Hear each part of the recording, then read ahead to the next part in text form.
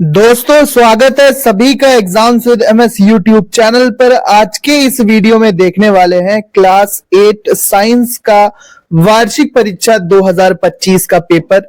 ये पेपर आपके वार्षिक परीक्षा के लिए बहुत ही इंपॉर्टेंट होगा, इसलिए वीडियो को बिल्कुल लास्ट तक देखना और चैनल पर नए हो तो सब्सक्राइब कर लो। यहाँ पर सभी इंपॉर्टेंट क्वेश्चंस के पेपर मैं आपके लिए सॉल्व करने वाला हूं, पूरा सॉल्यूशन आपको मिलेगा। तो चलो शुरू करते हैं। अगर आप यूपी बोर्ड के स्टूडेंट हो, बिहार बोर्ड, झारखंड बोर्ड, उत्तराखंड, राजस्थान, कोई भी बोर्ड के क्लास 8 के स्टूडेंट हो, तो ये क्लास 8 साइंस का पेपर है। आज इसको सॉल्व करेंगे। आप ये वीडियो कौन से शहर, कौन से गांव से देख रहे हो, कमेंट में अपने शहर या गांव का नाम जरूर लिखना।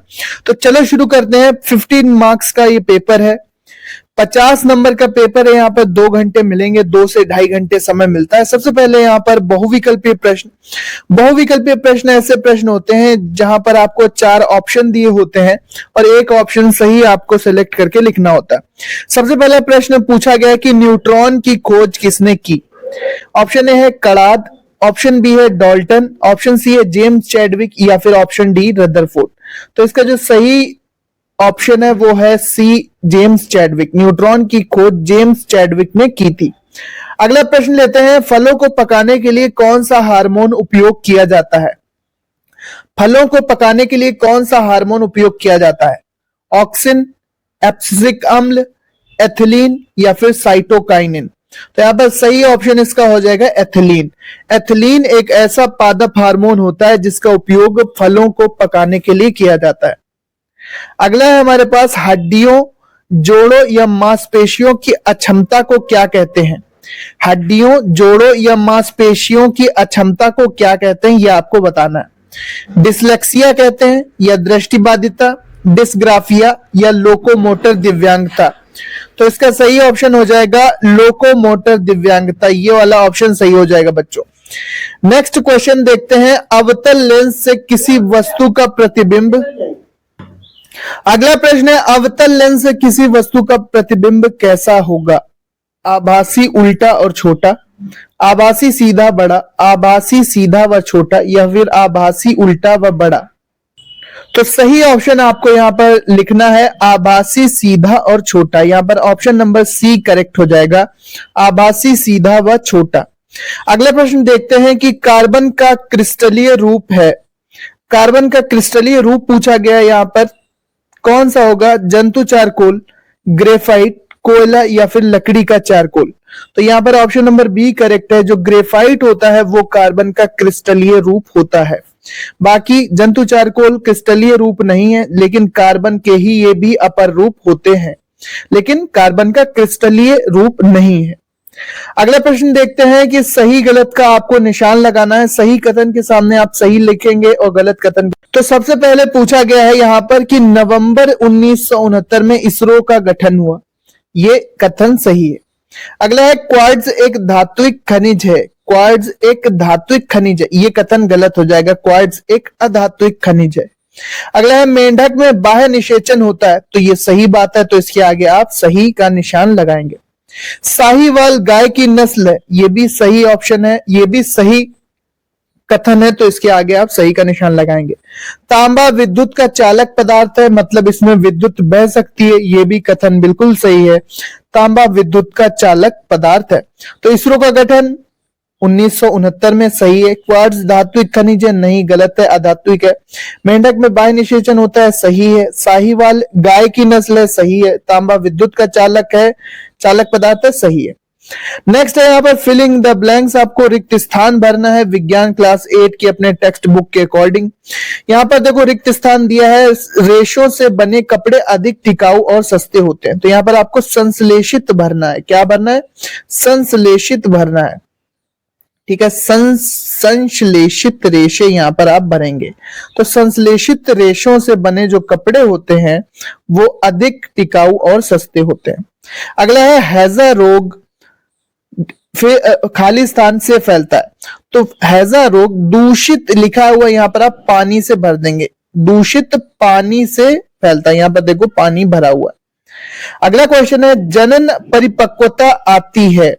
जनन परिपक्वता अंतःस्रावी ग्रंथि में नहीं। जनन परिपक्वता यहाँ पर क्या भरेंगे, इसके यहाँ पर देखो खाली स्थान है, फिर लिखा हुआ है में आती है। जनन परिपक्वता किसमें आती है, हमारे जननांगों में आती है। जननांग यहाँ पर भर देना। अगला है द्रव सभी दिशाओं में समान, देखो खाली स्थान में क्या भरेंगे, समान दाब डालता है। द्रव सभी दिशाओं में समान दाब डालता है। नेक्स्ट प्रश्न है आपके लिए कि चुंबक में खाली स्थान एवं खाली स्थान ध्रुव होते हैं। तो हम जानते हैं बच्चों कि चुंबक में उत्तरी और दक्षिणी ध्रुव होते हैं। तो एक जो खाली स्थान है इसमें उत्तरी भरना, इसमें दक्षिणी भरना। ठीक है, उत्तरी और दक्षिणी यहां पर भरा जाएगा, उत्तरी और दक्षिणी यहां पर भरा जाएगा।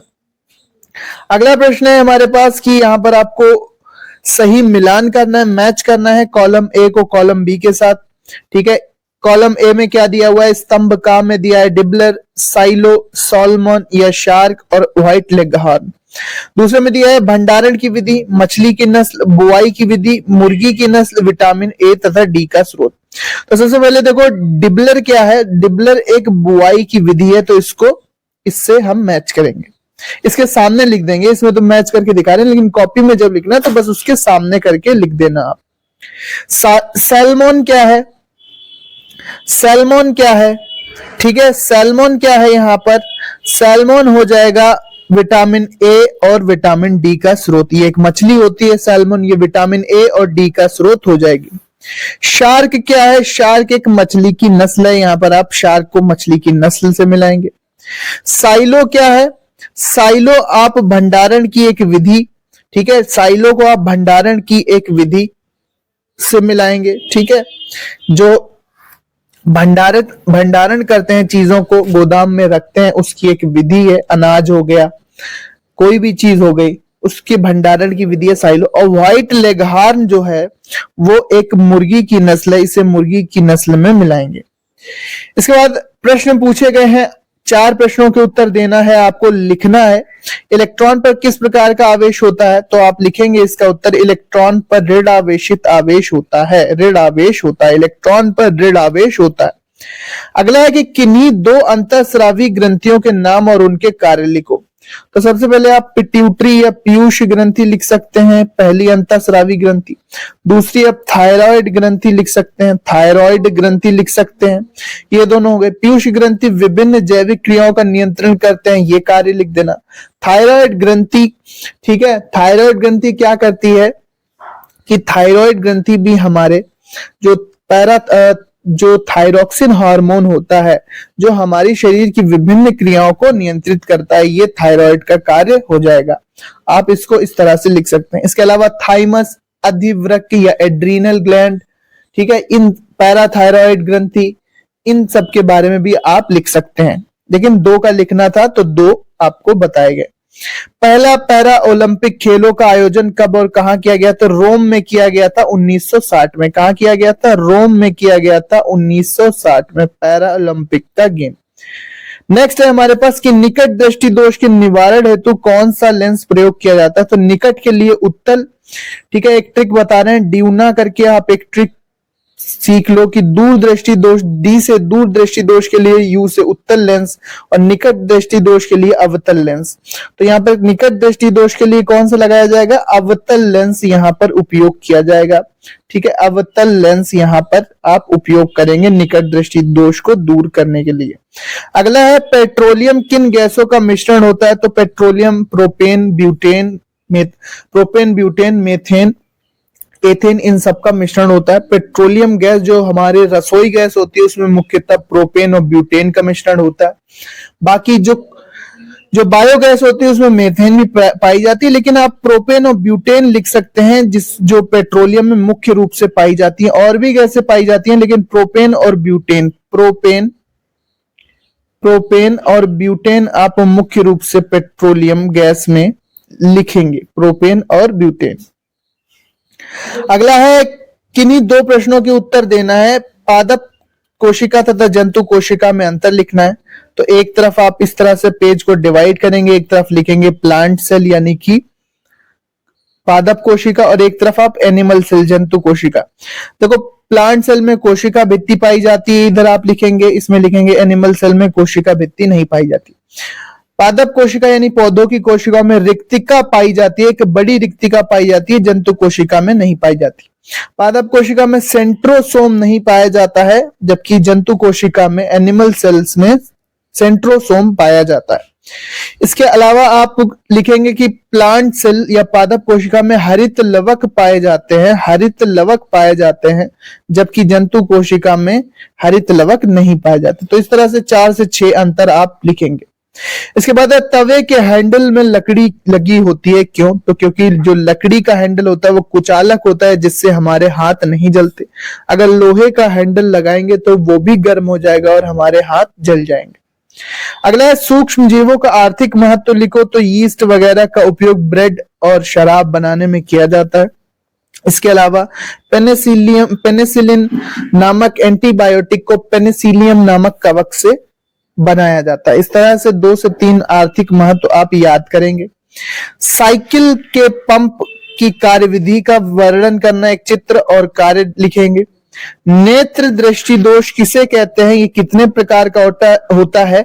निकट दृष्टि दोष को किससे दूर करेंगे, अभी बताया ऊपर, अवतल लेंस से दूर करेंगे निकट दृष्टि दोष को। ठीक है, निकट दृष्टि दोष, नेत्र दोष कितने होते हैं, 3 तरह के लिख सकते हैं आप। एक होता है दूर दृष्टि दोष, एक होता है निकट दृष्टि दोष और एक होता है जरा दृष्टि दोष, जो कि उम्र के साथ नजर कमजोर हो जाती है, उसको जरा दृष्टि दोष कहते हैं। दूर दृष्टि दोष में दूर की वस्तु तो स्पष्ट दिखती है लेकिन पास की वस्तु स्पष्ट नहीं दिखती। इसके लिए उत्तल लेंस का प्रयोग करते हैं, इसके निवारण के लिए उत्तल लेंस का प्रयोग किया जाता है। निकट दृष्टि दोष में निकट की वस्तु स्पष्ट रूप से दिखती है लेकिन दूर की वस्तु स्पष्ट रूप से नहीं दिखती। इसके लिए अवतल लेंस का प्रयोग हम, इसके निवारण के लिए, इसके इलाज के लिए अवतल लेंस का प्रयोग हम करते हैं। अगला, घरेलू विद्युत उपकरणों में क्या सावधानी बरतना चाहिए। पानी वाले हाथ से विद्युत उपकरण नहीं छूना चाहिए। जब उपकरण इस्तेमाल ना हो तो उसकी जो स्विच है उसको ऑफ कर देना चाहिए। ध्यान से सभी उपकरणों का उपयोग करना चाहिए। इस तरह से घरेलू उपकरण क्या है, जैसे विद्युत प्रेस हो गया, फ्रिज हो गया, ओवन हो गया, कूलर हो गया, पंखा हो गया, टीवी हो गया, सबको आप ध्यान से इस्तेमाल करो। एसी हो गया, इनको आप सही से इस्तेमाल करो। बिजली कब जा रही, कब स्विच ऑन करना है, कब ऑफ करना है, बेकार में मत खुला छोड़ो। इस तरह से आप विद्युत उपकरणों के उपयोग में सावधानी के बारे में लिखेंगे। तो इस तरह से ये पूरा साइंस का पेपर कंप्लीट हो जाता है। और भी सारे पेपर हम लाने वाले हैं, आप देख सकते हैं यहाँ पर अलग अलग विषयों के वार्षिक परीक्षा 2025 के लिए सभी पेपर यहाँ पर हैं, तो सभी कुछ दिखाने वाले हैं, इसलिए चैनल को सब्सक्राइब कर लो। मिलते हैं अपने नेक्स्ट वीडियो में। पढ़ते रहो, आगे बढ़ते रहो। इसका पीडीएफ आपको हमारे टेलीग्राम चैनल पर मिलेगा। टेलीग्राम चैनल का लिंक डिस्क्रिप्शन में है। आप देख रहे थे वार्षिक परीक्षा क्लास 8 का ये paper exams with MS YouTube channel पर। वीडियो देखने के लिए धन्यवाद। अपना नाम और अपने क्लास का नाम और ये वीडियो आप कौन से शहर, कौन से गांव से देख रहे थे, जरूर लिखना। मिलते हैं अपने नेक्स्ट वीडियो में। पढ़ते रहो, आगे बढ़ते रहो। सभी मॉडल पेपर लाने वाले हैं, इसलिए चैनल को सब्सक्राइब कर लो।